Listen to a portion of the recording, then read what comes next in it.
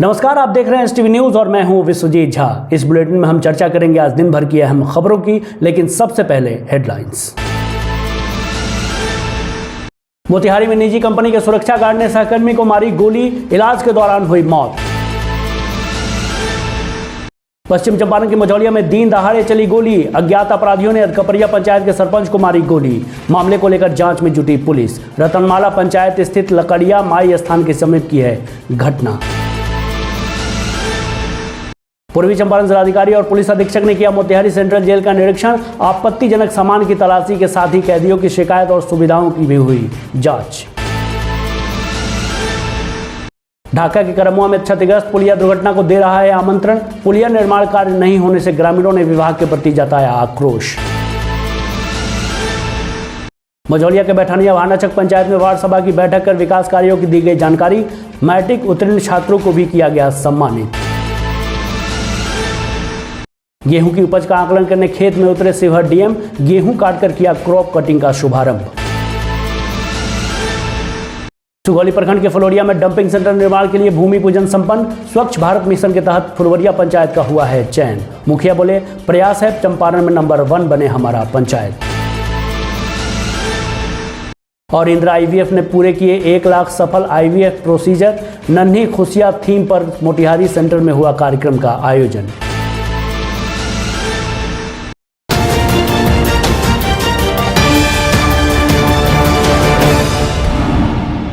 बड़ी खबर से बुलेटिन की शुरुआत कर रहे हैं। जी हां, बड़ी खबर है मोतिहारी नगर थाना क्षेत्र के राजा बाजार से, जहां दिन दहाड़े गोलीबारी की घटना हुई है। प्राप्त जानकारी के मुताबिक एक निजी कंपनी के गार्ड ने सहकर्मी को ही गोली मार दी है।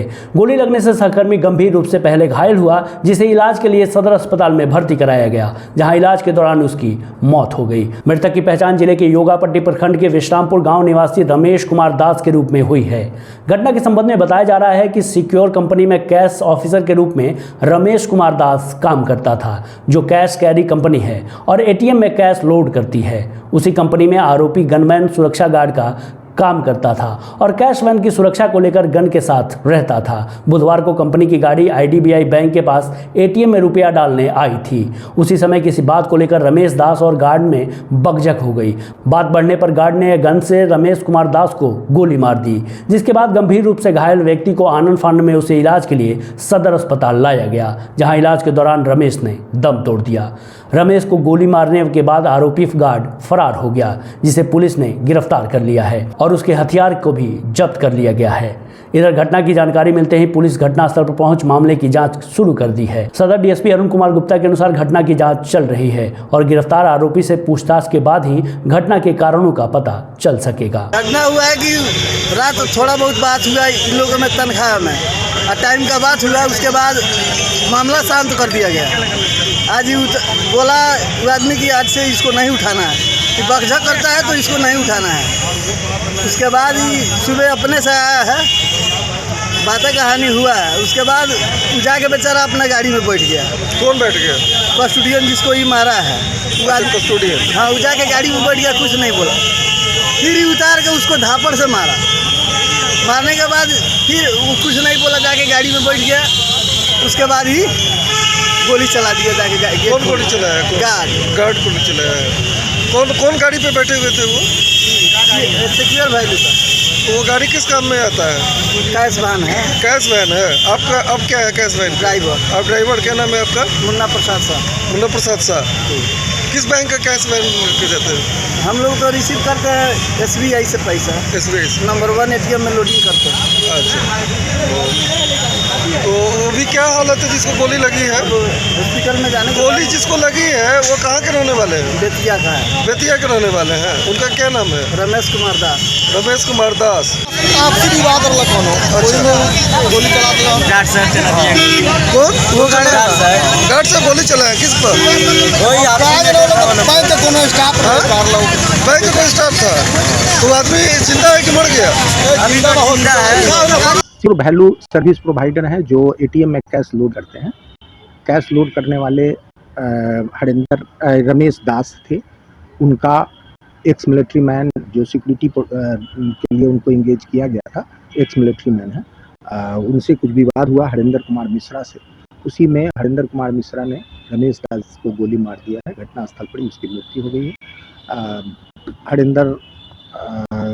हरिंदर मिश्रा को अरेस्ट कर लिया गया है और वेपन जिससे यूज करके इसने हत्या की थी वो भी बरामद कर ली गई। सर और क्या वो इसमें गिरफ्तार जो हुए हैं वो जो मरे हुए आदमी हैं उनका क्या है, वो कहाँ के रहने वाले हैं? ये जो मृतक हैं वो रमेश जी रहने वाले हैं बेतिया के और ये मलाही के रहने वाले हैं। नगर थाना पुलिस ने गिरफ्तार कर लिया? जी हाँ, दोनों की उसकी गिरफ्तारी हो गई है। हरिंदर मिश्रा की गिरफ्तारी हो गई है जो एक्यूज है और आर्म्स भी बरामद। आर्म्स बरामद। पश्चिम चंपारण के मझौलिया में बेखौफ अपराधियों ने आज एक सरपंच को गोली मार दी।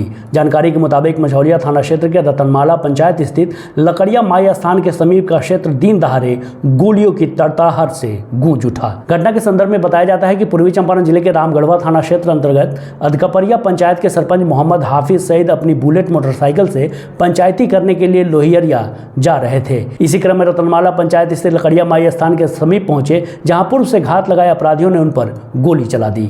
वहीं घटना को अंजाम देकर अपराधी अपाची बाइक पर सवार होकर भाग खड़े हुए। सूचना पाकर जब तक मझौलिया पुलिस घटनास्थल पर पहुंचती, इसके पूर्व ही सरपंच के परिजन सूचना पाकर घटनास्थल पर पहुंच घायल सरपंच को लेकर मोतिहारी के निजी क्लिनिक में इलाज के लिए चले गए। इस संदर्भ में थानाध्यक्ष अशोक कुमार ने बताया कि घटना की सूचना मिली है। सूचना मिलते ही घटनास्थल पर पहुंच मामले की छानबीन शुरू कर दी गई है। पुलिस अपराधियों की धरपकड़ के लिए हर संभव ठिकानों पर छापेमारी तेज कर दी है।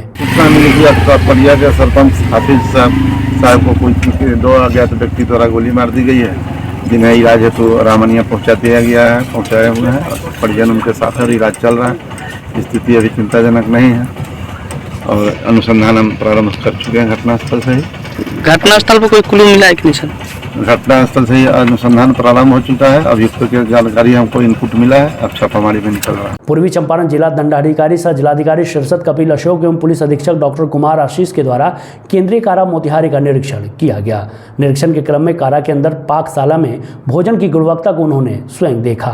कारा के अंदर स्वास्थ्य सेवा, शौचालय, पानी की सुविधा, बिजली, पंखा, खेल मैदान, पार्क, साफ सफाई आदि को उन्होंने स्वयं देखा एवं संबंधित पदाधिकारियों को कई आवश्यक दिशा निर्देश दिए। वहीं बंदियों को मिलने वाली सुविधाओं से भी अवगत हुए, साथ ही कैदियों की समस्याओं को भी सुना गया। निरीक्षण के क्रम में कारा के अंदर हालांकि किसी प्रकार की आपत्तिजनक सामग्री नहीं प्राप्त हुई है। इस अवसर पर अनुमंडल पदाधिकारी सदर मोतिहारी, अनुमंडल पुलिस पदाधिकारी सदर मोतिहारी, जेल अधीक्षक, विशेष कार्य पदाधिकारी गोपनीय शाखा आदि उपस्थित थे। रेगुलर जेल इंस्पेक्शन था, विगत कई महीने से ये चल रहा है ताकि जेल जो है सुधार केंद्र के रूप में जो है अच्छी तरीके से काम करे। साथ ही में जो कैदियों का वेलफेयर है किस तरीके से हो रहा है और बाकी सारी व्यवस्थाएं, ड्यूटी जो है जेल कर्मियों की किस तरीके से लगाई जा रही है, बाद में कैदियों का किस तरीके से जो है प्रबंधन किया जा रहा है, इस संदर्भ में और भी कुछ इशूज़ इनके थे, सैनिटेशन के टॉयलेट्स वगैरह वो डिस्कस किए गए। आपत्तिजनक सामान अभी तो नहीं है, लेकिन एसडीओ और डीएसपी साहब जो है इसको कंक्लूड कर रहे हैं और उसके बाद जो रिपोर्ट आएगा तब हम आपको बता रहे हैं। Thank you. मझौलिया प्रखंड अंतर्गत बैठनिया भानाचक पंचायत स्थित वार्ड नंबर 5 में वार्ड सभा का आयोजन किया गया, जिसमें जनता को बिहार सरकार और भारत सरकार द्वारा चलाई जा रही जन कल्याणकारी योजनाओं की जानकारी विभागीय पदाधिकारी द्वारा दी गई, जिसमें कृषि विभाग संबंधित एसएमएस संजय कुमार ने कृषि संबंधित जानकारी दी। विधवा पेंशन, कन्या विवाह योजना की विस्तृत रूप से चर्चा हुई।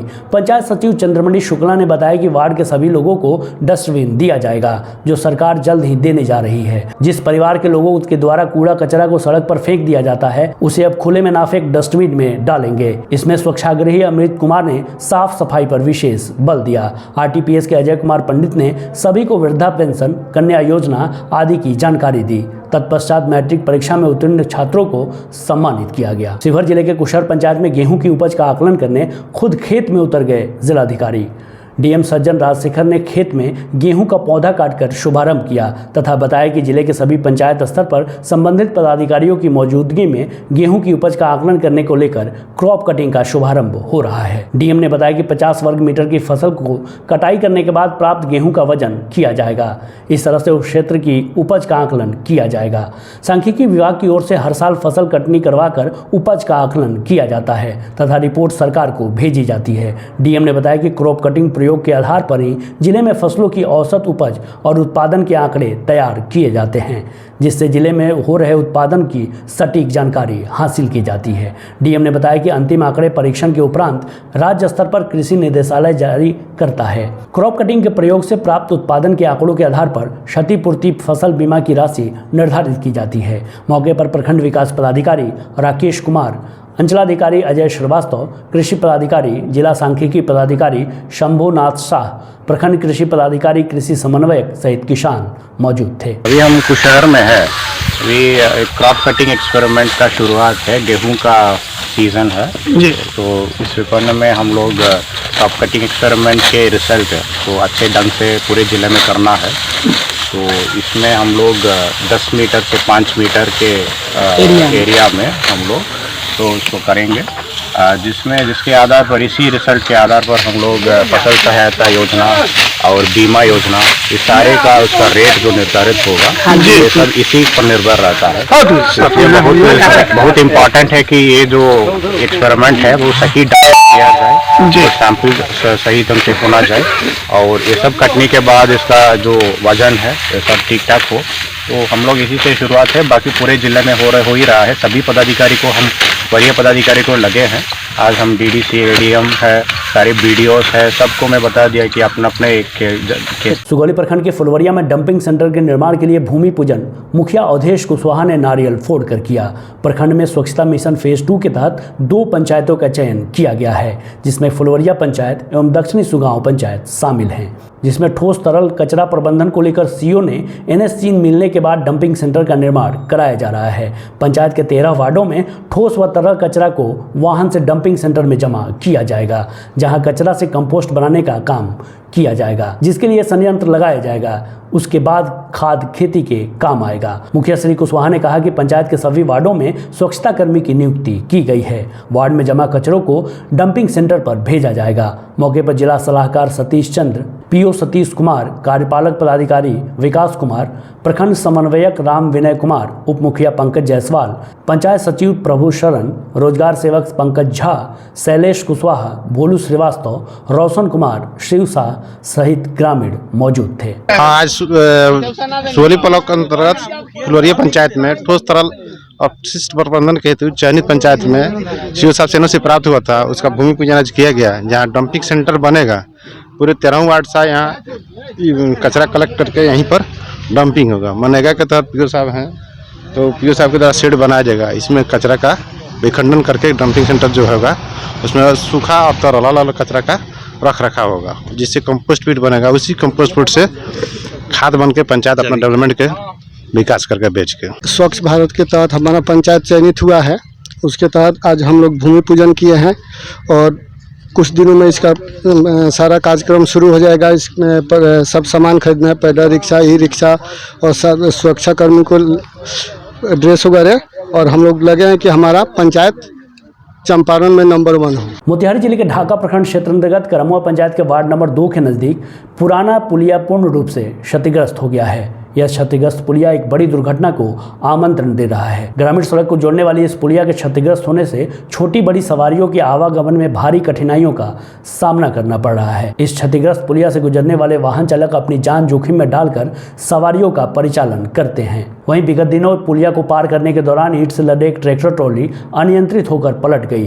स्थानीय लोगों ने तत्परता दिखाते हुए किसी तरह चालक की जान बचाई। आपको बता दें कि अंग्रेजी हुकूमत के दौरान इस पुलिया को बनाया गया था। यह पुलिया 6 वर्षों से बिल्कुल जर्जर हो चुका है, परंतु अभी तक पुलिया का मरम्मत कार्य नहीं कराया जा सका है। वहीं ढाका स्थित त्रिहुत प्रमंडल जल संसाधन विभाग के पदाधिकारी का ध्यान इस जन समस्या की ओर आकृष्ट नहीं होने की वजह से स्थानीय ग्रामीणों में विभाग के प्रति आक्रोश देखा जा रहा है। इस वक्त हम मोतिहारी जिले के ढाका प्रखंड क्षेत्र के करमावा वार्ड नंबर 2 के समीप, यहाँ पर आप सीधे तस्वीरों में देख सकते हैं यह पुलिया कितने दिनों से क्षतिग्रस्त हो चुका है और इसके पहले भी पूर्ण रूप से क्षतिग्रस्त है, और जिसको लेकर यहाँ स्थानीय ग्रामीण हमारे नज़दीक मौजूद है और हम इन लोगों से जानना चाहेंगे इस पुलिया के समस्या के बारे में कि पुलिया कितने दिन से क्षतिग्रस्त है। लमसम 6-7 सालों से सर। तो अभी यहाँ पर सवारियों आवागमन ठप है, बिल्कुल ठप है। अच्छा, इसके पहले भी यहाँ कोई दुर्घटना हुई है? हाँ, अभी 2 दिन पहले लमसम एक ट्रैक्टर पे टेलरी ईंटा लोड करके जा रही थी बकरी की तरफ, जो कि पलट गई थी। ग्रामीणों की मदद से उसको निकाला गया। काफ़ी मुशक्क़त के बाद ट्रैक्टर निकला, ड्राइवर को भी सुरक्षित बचा लिया गया यहाँ के ग्रामीणों की मदद से सर। लेकिन हमारी मांग है ये कि पुलिया का जल्द से जल्द निर्माण किया जाए, क्योंकि ये लमसम 7-8 सालों से ऐसे का ऐसे पड़ा है।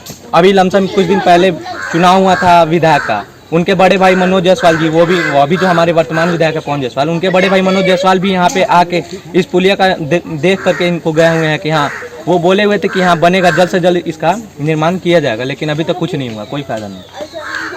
यहाँ पर एक ग्रामीण मेरे नज़दीक मौजूद थे जो तिरहुत प्रमंडल जल संसाधन विभाग ढाका के पदाधिकारी द्वारा और स्थानीय जनप्रतिनिधियों के द्वारा पुलिया निर्माण की मांग कर रहे हैं। इसी के साथ मेरे सहयोगी अंगद कुमार के साथ मैं पवन कुमार मिश्रा, STV।